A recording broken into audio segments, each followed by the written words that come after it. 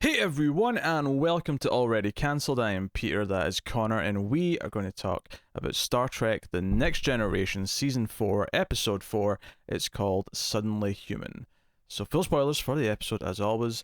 The premise of this episode is that the crew find a young man, a teenager, named Jono, amongst Tellarians on a Tellarian ship, most of whom have died from the ship having I think it's like a leak of something. Like they all died, maybe some sort of gas leak, something Could have like been, yeah. I can't remember the exact cause. that. Yes, honestly, the cause of death is not really that relevant. It wasn't something malicious, like, it wasn't like Yeah. another entity that did it. I think that's what's the important part. It's an accident of some sort.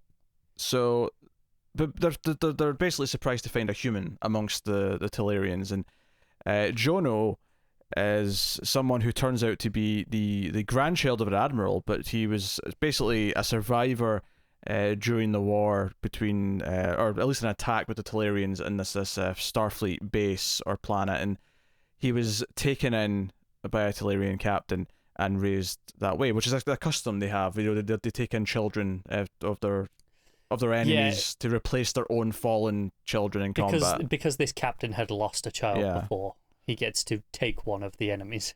So this is kind of their thing. So the episode's really Picard and the crew kind of dealing with the idea of trying to convince this kid that he is human, because he's very indoctrinated into the customs of this other race, and he makes these weird noises. He refuses to take his gloves off because he doesn't want to touch any quote unquote aliens and stuff like that. And it's all about and then the actual sort of political diplomatic dispute that ends up happening once the boy's father shows up with his ship and is like, hey, give my son back or we're going to war. So that is the gist of Suddenly Human. What did you think of the episode, Connor? I actually really like most of it. There's a section kind of somewhere in the late in the first third or so, maybe early in the second third, where it's Picard trying to bond with him a little bit, and it's Picard not being comfortable being a dad, essentially. I thought that bit wasn't too great, but all the late episode stuff, once the diplomatic stuff comes up, and making the kid kind of choose his path, I really liked all that stuff. Yeah, I could see that. I definitely think the back half was a bit stronger than the first half. It's kind of a frustrating episode for me because I think there's some stuff in it I really like. There's some really nice ideas, and kind of the ideas that Star Trek will sort of raise these questions and try and come to a sensible answer, a humane answer to how they tackle problems. And there's definitely beats in there that I really enjoy. But there's also, I think, some just portions where the Jono's acting kind of maybe gets in the way of some scenes. I do think that there's kind of a missed opportunity here. There's one scene that he shares with Worf, and I felt like, given Worf's own upbringing and history, there should be a lot more comparisons being made between the two of them. Yeah, I don't disagree with that for sure. That felt like a weirdly missed opportunity to me. Once the father shows up, though, and the actual dispute of the situation comes into play, I thought it got a lot more interesting, and I think the resolution was kind of what I felt it needed to be, because I actually was thinking before the ending that, I think the right thing to do here might be to let the kid go back to the dad, because he seems to be, at this point, a part of that culture. As his own father says at one point, you have reached the age of decision. Do you wish to come home or stay with the Federation? And he chooses to go home. And it's almost like Picard and the crew are kind of saying, well, he's human, so he belongs with his human family. And there's a whole part of the episode there where they kind of try and essentially emotionally blackmail him into deciding that what he wants is to stay with the humans. So I was kind of, I won't say surprised per se, because Star Trek often does the right thing, but I wasn't necessarily sure if it was going to go down the path where Picard realizes that he's maybe a little bit in the wrong by what he's doing here, and says, I've not really been listening to what he actually wants. And it's this kind of thing where it's not like he was kidnapped, and one of the big points that's really made throughout the episode, once we get to meet his father, is that no, he does care for him, because there's an implication early on. Crusher finds injuries, old injuries on his body, and suggests that he might have been abused, and it has this dark pretense to a lot of the episode at that point. And then when Picard actually brings it up to the dad when he meets him face to face, and he describes the injuries that they found, he just starts laughing and says, yeah, he got that one because he was trying to impress me in this jousting combat, and he got that and there was one when where he like fell out a tree or something, and it's like, yeah, this is all perfectly. Kids get injured. Let's be honest, right? Yeah, but heightened here because like apparently like trained to be a warrior is a big thing in this culture, and he's trying to impress his father, being the best warrior. Maybe even trying to compensate for the fact that he's biologically not the same as everyone else. So he's trying to prove himself and getting himself injured. And then it is worth mentioning that it's his own father, the adopted father, who gives him the choice. And you kind of believe that if Jono said, I kind of want to go with them and sort of explore my human ancestry and meet my grandmother who's still alive and so on, that he might have actually just accepted that answer and left. I'm pretty sure he would have. As he kind of points out, I know he's reached the age of decision, as they keep putting it, and he would have respected that choice, I think, and not have caused a huge diplomatic incident. It was more, if they didn't give him the choice and they kind of decided for him, that's when he was gonna have a bit of a confrontation. Yeah, the actor who played the dad, by the way, it was bugging me where I knew him from. I've seen him in a bunch. He was in Day of the Dead. He was in Lethal Weapon 2. I think he's just one of those guys who's kind of popped up around a bunch of stuff. All over the place, yeah. But I recognised him pretty quickly. Yeah, me too. So I thought that stuff was really strong, and it gets kind of dark towards the end because it's after this choice has been made where he says, well, I'm going to give the humans a choice now. If they don't give you back because you've now made your choice, then it might lead to war. And Joan was like, I'm prepared to die. We then, have Picard kind of actually successfully bond with them because he's getting frustrated because Picard won't let him play his ridiculously weird music that relaxes him. He won't let him make this noise that Tellurians make that relaxes them. And I need to get I can't do anything that I do at home to get my stress out. I can't do any of this. And this is part of where I thought the dialogue and the acting was a little bit ropey because he's like, I feel like if I don't do anything soon, I'm going to die. That was the line, and it kind of stuck out as a little bit awkward to me. Picard takes him to presumably the holodeck for some futuristic racquetball. Squash. Big fan of squash. But it's like a laser ball, and they've got these fancier. And there's nothing there's really... like specific targets you have to hit rather than just in the the wall. I don't think they were actually hitting those targets, so I'm just going to put that out there. It seemed like this. He said that before they started playing. I don't think anything in the actual scene of them playing suggested they were doing that. But I mean, the targets were lighting up when the ball went towards it. I think there's some geography in the scene being played with here. Yes, probably. I'm just saying. But Jono breaks down crying in the middle of all this, and then Picard takes him to 10 forward, and I was not expecting a scene of Wesley Crusher getting, let's be honest, let's call it what it is, a facial from a banana split, which makes Riker and Picard burst out laughing and confuses Data immensely. Data doesn't understand. They're like, go look up slapstick, and he's like, oh yeah, it's the cake in the face. And it's like, well, yep, there it is. Yes. Wesley saying that banana split's one of the best things in the universe made it really sound unappealing to me. I don't know. Something about Wesley endorsing something that heavily. Yeah, I think we've been over this before as well. Like, you've never had one, right? A banana split specifically? No. You only know this because it came up in Stargirl. Was that where it was? I knew it was in something. Because we had this, and I've not, because I don't like bananas. One of the only fruits I just can't stand. Yeah. No, all bloody ice cream that hit him was all blue tinged, and I assume that's not necessarily a normal thing for a banana split. It's just they had some fancy blue ice cream. Because Star Trek. Because Star Trek, perhaps, yes. Oh, maybe it's like, I don't know. Is there such a thing as blueberry ice cream? I don't know. Never. I mean, I'm sure I've had blue ice cream in the past. Don't get me wrong. Like, it's just food coloring, right? Oh yeah, it's sure. Not hard. I'm sure I've had a flavor that's utilized that, but I suspect this was just normal ice cream that was blue because it's Star Trek, and it has to look a little bit futury. Or because in the first take it looked far too much like jizz hitting his face, and they thought we have to make this blue to make it feel a bit less sexual. That is also a very strong possibility. What was it going with this? Okay, so but then that night, Jono tries to seemingly kill Picard. Although, I mean, one of the questions I had immediately was like, because they say like he hit the, what did they say it hit? His sternum, and yes, you know that so it wasn't that bad because it didn't go through that. And all I thought was, well, he's been training his life to be a warrior. He doesn't know where to stab someone properly. But then, of course, that's okay because the whole point is that he's essentially trying to commit suicide. He thinks that if he tries to kill a superior officer, the captain in this case, the captain will kill him. He'll be sentenced to death because that's the rules that he expects. And so when Picard, lying there like saying, "Hey, I need to know why you did this," like this seemed like it was fine.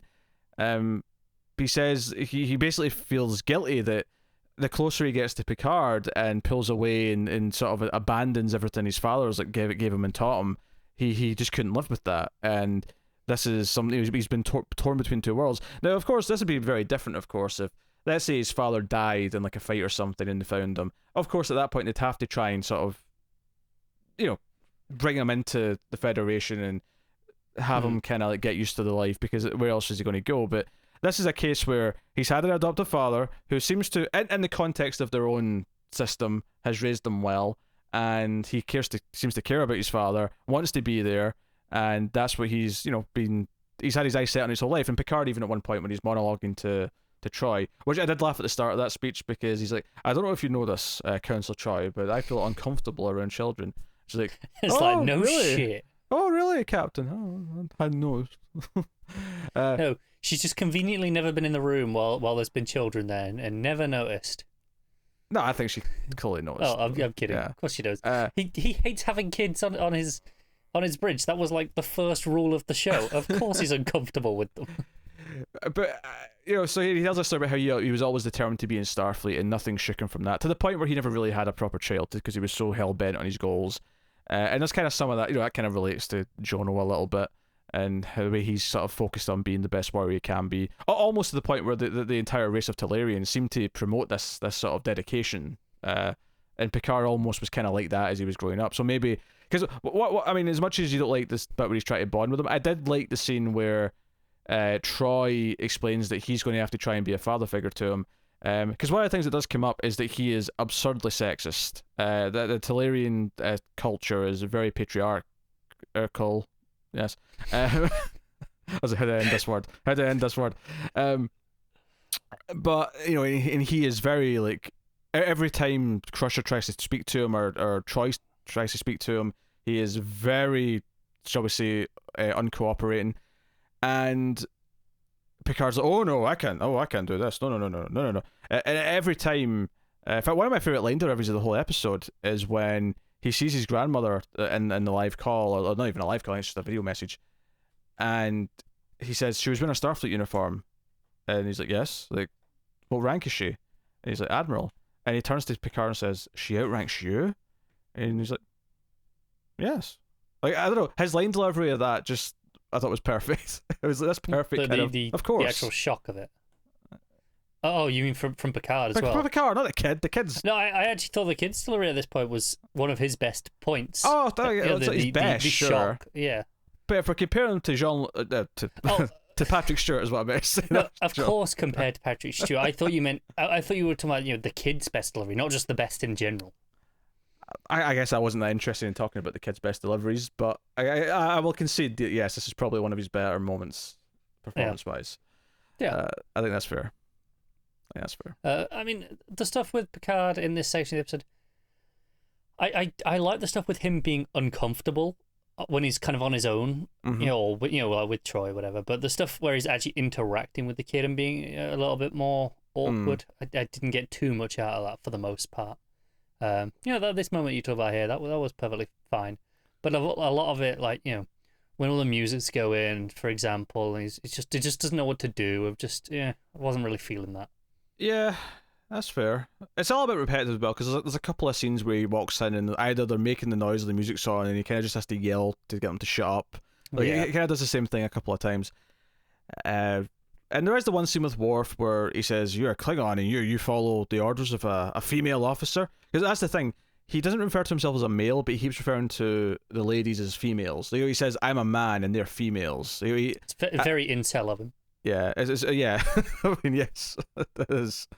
But it's just that language difference there. So I mean, the script is good in that sense that it has that little difference there that really tells you how he thinks. It really gives you a sense of it. And it's not like necessarily saying this kid's a terrible person. It's just culturally, this is what he has lived his entire life, so he doesn't know any better.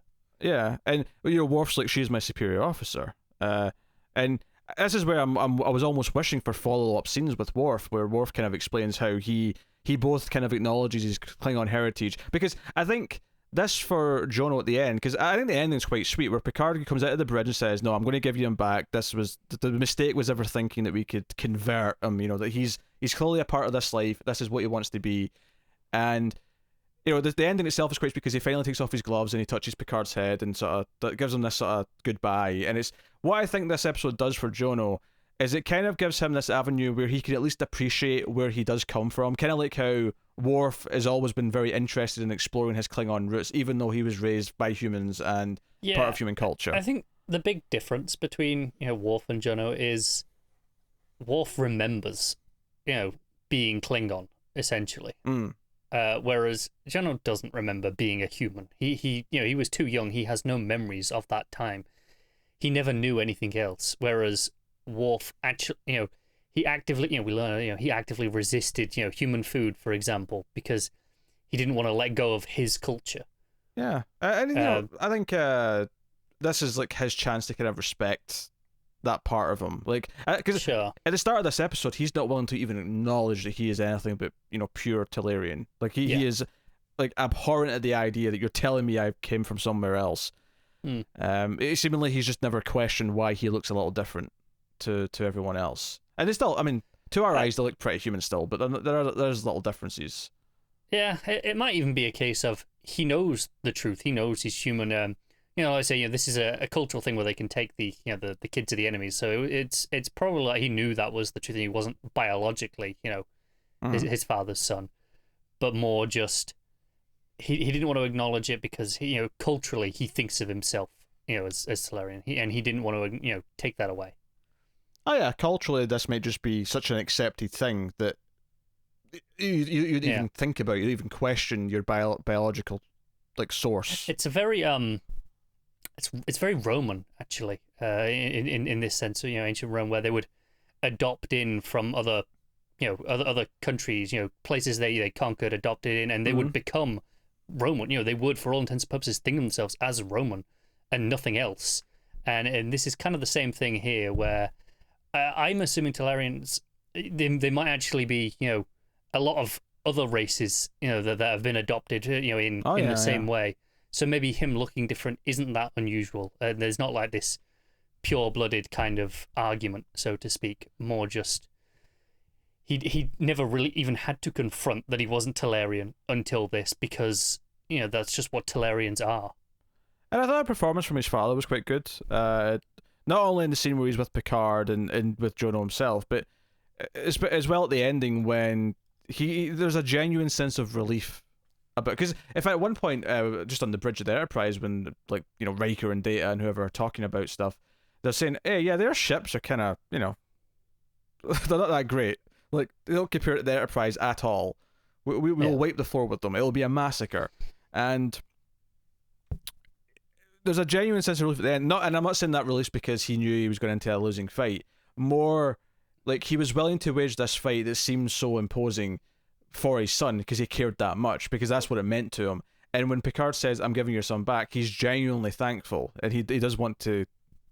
He doesn't actually want to fight. That he just wants his son. Like he's kind of like honor bound to go through with his threats. Yeah, so there's a lot of really great stuff in the episode. It's just some of the earlier scenes with Jono, I should say. Jonah. It's really easy to just say Jonah instead of Jono. Like just some of the performance stuff, maybe some missed opportunities, especially with the Worf connection.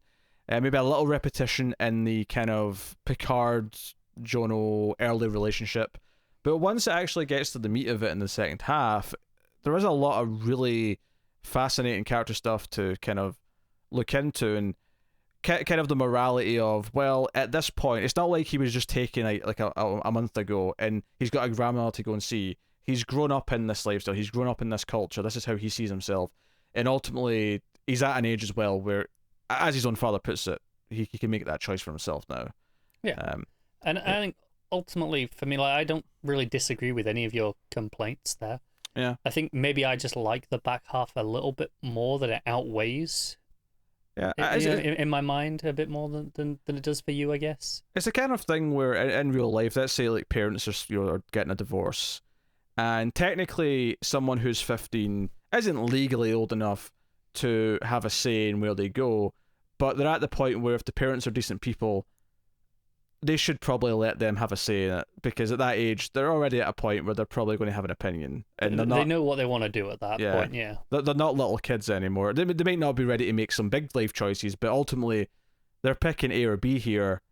Especially that said, I do know some people who've gone through this and been offered that choice and hated it because really? because they like both their parents, right? And now they're being forced out. They don't want to choose one, and then the other one think that, oh, well, they don't like me as much. Yeah, I think it's maybe easier, and maybe why you should give them more of a choice if, say, one's moving away, so it's about staying with all your friends, and or maybe it's about staying at a certain school for academic reasons or something, whatever it may be. But yeah, but the idea that you're not forced to just go with one because of some, either because the parents have decided it that way or because the law is saying, hey, this one gets custody. If it's particularly messy, obviously. Yeah, which obviously happens. Yeah. But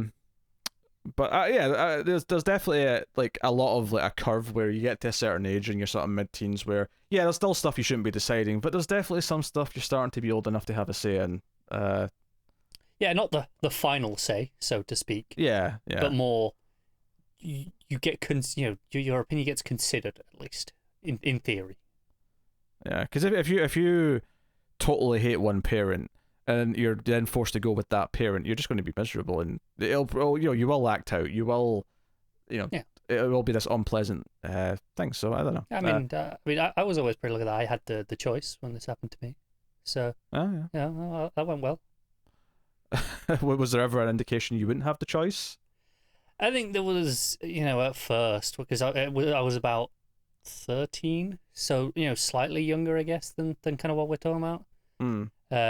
So it was does he have a choice at that point? I guess was the conversation between my parents, because it was just on the cusp, and I'm the oldest of the three of us, so it was like, well, but ultimately I did, so it worked out right.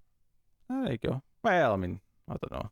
I'm the one that actually has to put up with you. I don't know if I necessarily agree that the back half of the parenting years went well. Well, I would say ultimately I am happier, and I don't give a shit about you. So. No one cares about your happiness. This is all about me. Me. That's why I said for me. I'm perfectly content with you being miserable.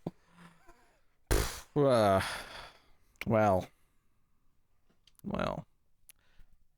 I guess we're at the end of the review.